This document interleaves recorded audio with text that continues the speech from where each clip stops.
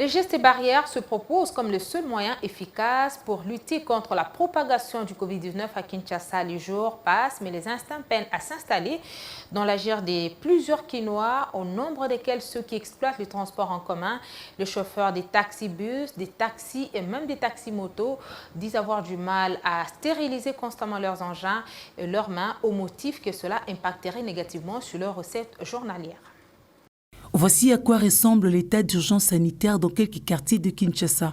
La vie poursuit son cours normal alors que le coronavirus prend de l'expansion et sa dangerosité guette tout le monde. Parmi les personnes à risque élevé, les chauffeurs taxis et les taxis-motos à cause de leurs contacts multipliés au quotidien. Cette catégorie de transporteurs à qui l'autorité a formulé des recommandations allant dans le sens de veiller sur la désinfection de leurs engins de façon répétitive, une mesure pour se prévenir et prévenir les autres contre la pandémie. Une disposition heurtée contre les limites financières de ces transporteurs, eux qui font parfois payer plus cher que les prix officiels de la course, s'avouent incapables d'acheter le gel antibactérien, une entrave dans la lutte contre la pandémie de l'heure. Les désinfectants coûtent cher. Pour l'avoir, il nous faut 4 500 francs. Mais si seulement nous osons hausser le prix de transport, la police nous arrête, alors que d'autres personnes en font de même. Ils changent même de prix des denrées alimentaires sans être inquiétés. La mise en application des gestes barrières semble asphyxier les chauffeurs et taxis-motos obligés de réduire le nombre des passagers et réunir le montant du versement par jour. Une situation qui crée le conflit avec leur patron.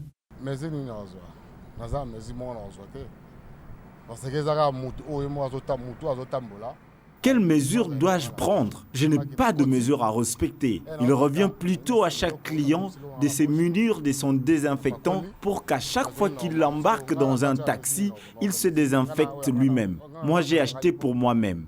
Avec toutes ces mesures prises sur la réduction du nombre de passagers, quel sera le versement si je devais en plus acheter les désinfectants pour mes clients?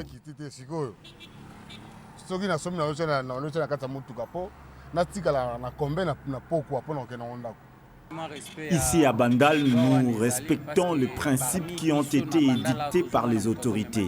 En dépit de cela, je me déplace toujours avec une solution hydroalcoolique pour me désinfecter. À chaque fois qu'un client descend de ma moto, je l'applique directement. J'avais aussi pris la décision de ne pas parler avec le client que je transporte, de peur qu'on s'infecte. Le prix se discute avant de monter sur la moto. Une fois que c'est bon, je l'amène à sa destination. Du côté des passagers, la situation est tout autre. Les mesures semblent être plutôt respectées. Certains ont développé des nouvelles habitudes. Se munir du gel désinfectant appliqué à chaque fois qu'ils sont embarqués et débarqués de moyens de transport en commun. Nous respectons des mesures préventives qui nous ont été données par les autorités. Je me promène avec mon désinfectant dans le sac pour en faire usage à chaque fois que je prends un taxi. Dans notre pays, Dieu nous aime. On circule librement, alors que dans d'autres pays, ce n'est pas le cas. Donc, respectons ces principes d'hygiène. Chez d'autres, le scénario est spécifique. Ils n'ont pas trouvé mieux que de se désinfecter à partir de leur domicile avant de vaquer à leurs occupations.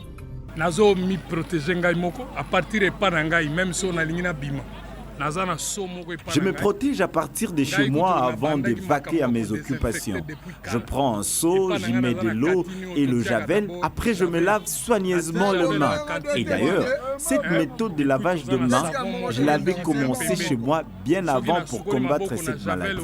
Mais malheureusement, nos chauffeurs se plaignent qu'ils ne peuvent pas nous acheter des désinfectants, sinon ils feront une fausse affaire. Par rapport à chiffre d'affaires réalisé Nicolo.